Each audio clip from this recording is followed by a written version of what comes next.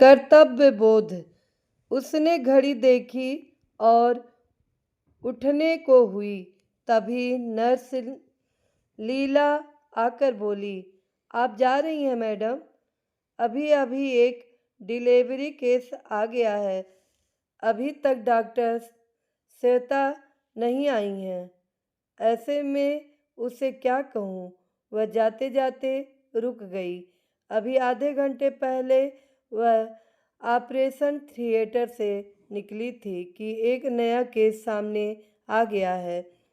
वह करे तो क्या करे? आज मुन्ने का जन्मदिन है। कोरोना और लॉकडाउन की वजह से घर में और कोई शायद ही आए या ना आए, इसलिए उसने उससे प्रॉमिस कर रखा था कि वह शाम तक अवश्य आ जाएगी। कुछ सोचकर वह बोली, ठीक है, मरीज को चेक करने में हर्ज ही क्या है, तब तक डॉक्टर श्वेता आ जाएंगी। उसने पुनः गाउन और ग्लव्स पहने। पीपीई किट्स का पूरा सेटस पहनकर वह लीला के साथ ओपीडी की ओर बढ़ गई। मैडम, वह कोरोना पेशेंट भी है। लीला ने उसे चेतावनी सी दी। आपको इसमें देर लग सकती है, आप धीरे से निकल लें। आपकी ड्यूटी तो पूरी हो ही चुकी है। डॉक्टर श्वेता जब आएंगी वह देख लेंगी। अपनी आंखों के सामने पेशेंट को देख हम भाग नहीं सकते लीला। डॉक्टर श्वेता मुस्कुरा कर बोली, कितनी उम्मीद के साथ एक पेशेंट अस्पताल में हमारे पास आता है, हम उसे अनदेखा नहीं कर सकते। तब और जब हम इसी के लिए सरकार से सुविधाएं और वेतन पाते हों, और डिलीवरी के मामले में तो यह एक नहीं दो दो जिंदगियों का सवाल हो जाता है। उसके सामने एक महिला प्रसव पीड़ा से करा रही थी। पेशेंट का चेकअप करने के बाद वह थोड़ी विचलित हुई, मगर शीघ्र ही वह खुद पर नियंत्रण सिर करती बोली, कॉम्प्लिकेटेड केस है लीला, इसका सीजेरियन ऑपरेशन करना होगा। तुरंत टीम को तैयार हो कर आने को कहो। आप भी मैडम क्या कहती हैं? श्वेता मैडम को आने देती। मैं जो कहती हूँ वह करो ना। मैं इसे छोड़कर कैसे जा सकती हूँ? वार्ड बॉय को तैयार होकर शीघ्र आने को बोलो। हम देर नहीं कर सकते। अपनी टीम के साथ इस सिजेरियन ऑपरेशन को करने में उसे 3 घंटे लग गए थे। जन्मे हुए स्वस्थ शिशु को देखकर उसने संतोष की सांस ली। आवश्यक चेकअप करने के उपरांत यह पता चलने पर कि वह कोरोना निगेटिव है, उसने उसे मां से अलग रखने का निर्देश दिया। वह शिशु चाइल्ड केयर में शिफ्ट कर दिया गया था। वापस अपने चैम्बर में आकर उसने गहरी सांस ली। उसने दीवार घड़ी पर नज़र डाली। 9 बजने वाले थे। पीपी किट्स खोलने के दौरान वहां मौजूद नर्स राधा ने उसे जानकारी दी, आपके फ़ोन पर अनेक मिस कॉल आए हैं, चेक कर लीजिए। वह पसीने से तरबतर थी। पहले उसने स्वयं को सैनिटाइज किया। उसे पता था कि वह सभी फ़ोन घर के ही होंगे, मुन्ने का या मुकेश का ही फ़ोन होगा, मगर उसमें एक फ़ोन डॉक्टर श्वेता का भी था। बिना मास्क उतारे उसने कॉल बैक किया। श्वेता उधर से बोल रही थी, क्या कहूँ डॉक्टर श्वेता, पता नहीं कैसे मेरी सास कोरोना पॉजिटिव निकल आई। उसी की तीमारदाही और भाग दौड़ में पूरा दिन निकल गया। अभी भी घर में ही उनकी देख रेख चल रही है। क्या कहें कि घर में कितना समझाया कि कहीं बाहर नहीं निकलना है, फिर भी वह एक कीर्तन मंडली में चली गई थी और वहीं संक्रमित हो गई। अब बहू कुछ भी हो, ससुराल में उसकी बात कितनी रखी जाती है तुम तो जानती ही हो। पतिदेव बोले कि पहले घर के मरीज को देखो, तब बाहर की देखने की सोचना। संक्रमित हो जाने के कारण आ नहीं पाई, फिर मुझे ही सब इंतजाम करना पड़ गया। अब काम से मुक्ति मिली है तो थोड़ी देर में वापस आ रही हूँ। उसने अब डॉक्टर को फ़ोन कर उसकी जानकारी ली।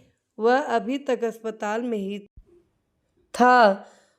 वह उससे बोली, सॉरी मुरली, मुझे आज देर हो गई। निकलने ही वाली थी कि एक पेशेंट आ गया जिसे देखना बहुत ज़रूरी था। तुम गाड़ी निकालो, मैं आ रही हूँ। बाहर अस्पताल परिसर में ही नहीं, सड़क पर भी लॉकडाउन की वजह से गजब का सन्नाटा था।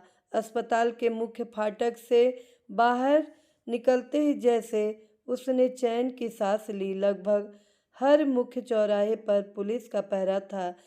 एक दो जगह पुलिस ने गाड़ी रुकवाई भी तो वह एम्स में डॉक्टर है, वहीं से आ रही है, सुनकर अलग हट जाते थे। घर आने पर उसने देखा मुन्ने का मुंह फूला हुआ है। आई एम सॉरी बेटे, मैं तुम्हें समय नहीं दे पाई। इसके अलावा भी वह कुछ कहना चाहती थी कि उसके पति मुकेश बोले, मान मनुहार बाद में कर लेना, अभी तुम अस्पताल से आई हो, पहले नहा धोकर फ्रेश हो लो। गर्मी तो बहुत है, फिर भी गर्म पानी से ही नहाना धोना करना। मैंने गीजर चालू कर दिया है, ये कोरोना काल है, समय ठीक नहीं है। अपने सारे कपड़े टब में गर्म पानी में भिगोकर उसने उन्हें यूं ही छोड़ दिया। अभी रात में वह स्नान भर कर ले, यही बहुत है। स्नान करके जब वह बाहर आई तो मुन्ने की ओर देखा। गालों पर आंसुओं की सूखी धार थी शायद, जिसे महसूस कर वह तड़प कर रह गई। वह निर्विकार भाव से उसे ही देख रहा था। मुकेश वहीं खड़े थे, उन्होंने ही चुप्पी तोड़ी। तुम्हारी मम्मी दो दो जान की रक्षा करके आ रही हैं, थैंक यू बोलो मम्मी को। वह कुछ बोलता कि उसने आगे बढ़कर मुन्ने को छाती से लगा लिया। मुन्ना मुझे समझता है, चलो पहले मैं तुम्हारा केक खा लूँ। वह बचा है या ख़त्म हो गया? नहीं, मैंने पहले ही एक टुकड़ा काट कर अलग रख दिया था। मुन्ने के बोल अब जाकर फूटे। और पापा ने होम डिलीवरी से मेरा मनपसंद खाना मंगवा दिया था, तो तुम लोगों ने खा लिया है ना? नहीं, तुम्हारे बिना हम कैसे खा लेते? मुकेश टपाक से बोले। मुन्ने का भी यही ख्याल था कि जब तुम आओगी तभी हम साथ खाना खाएंगे। अरे 11 बज रहे हैं और तुम लोगों ने अभी तक खाना नहीं खाया? वह डाइनिंग टेबल की ओर मुन्ने का हाथ पकड़कर बढ़ती हुई बोली, चलो चलो, मुझे भी भूख लग रही है। बच्चा जात आखिर अपना दुख भूल ही जाता है। खाना खाते हुए पूरे उत्साह के साथ मुन्ना बताने लगा कि पड़ोस के उसके साथियों में कौन कौन आया था, किसने गाना गाया, किसने डांस किया वगैरह, और किसने क्या गिफ्ट दिया। खाना खाने के बाद वह मुन्ने को ले उसके कमरे में आई और उसे थपकियां दे देकर उसे सुलाया। फिर वह अपने कमरे में आई। वहाँ पलंग पर मुकेश पहले ही नींद के आगोश में जा चुके थे।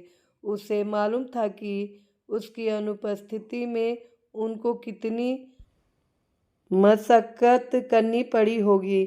घर में उसके अलावा बूढ़े सास ससुर भी तो हैं, जिन्हें उन लोगों को ही देखना होता है। नींद तो उसे भी कसकर आ रही थी, मगर जब वह बिस्तर पर गिरी तो सामने जैसे वह नवजात शिशु आकर खड़ा हो गया था, जैसे कि वह उसे धन्यवाद दे रहा हो।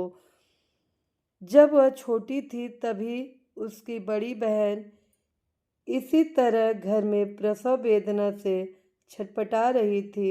उसके मम्मी पापा उसे कितने शौक से अपने घर में लाए थे कि पहला बच्चा उसके मायके में ही होना चाहिए, मगर डॉक्टर की जरा सी लापरवाही कहे या देरी उसका ऑपरेशन नहीं हो पाया था और उसका नवजात बच्चा दोनों ही काल के मुंह में समा गए थे। तभी उसने संकल्प किया था कि वह डॉक्टर बनेगी। कितनी मेहनत करनी पड़ी थी।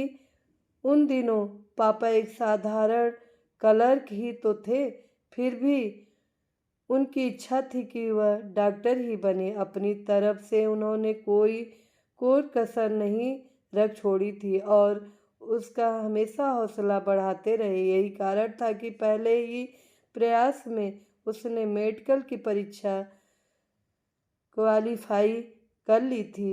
यह संयोग ही था कि अच्छे नंबरों की वजह से उसका चयन अखिल भारतीय आयुर्विज्ञान अस्पताल के लिए हो गया था। यहाँ उसने अपना सारा ध्यान गायनोकोलॉजी पर लगाया, जिसमें उसे सफलता मिली थी। आज उसी के बल पर वह यहाँ पटना के एम्स में जानी मानी गायनोकोलॉजिस्ट है। शुरू में कितनी तकलीफ हुई थी। सभी पापा से कहते, बेटी को सिर्फ ऊंची पढ़ाई पढ़ा कर क्या होगा, उसकी शादी के लिए भी तो दहेज के लिए ढेर सारा रुपया चाहिए, वह कहाँ से लाओगे। और पापा बात को हंसकर टाल जाते थे।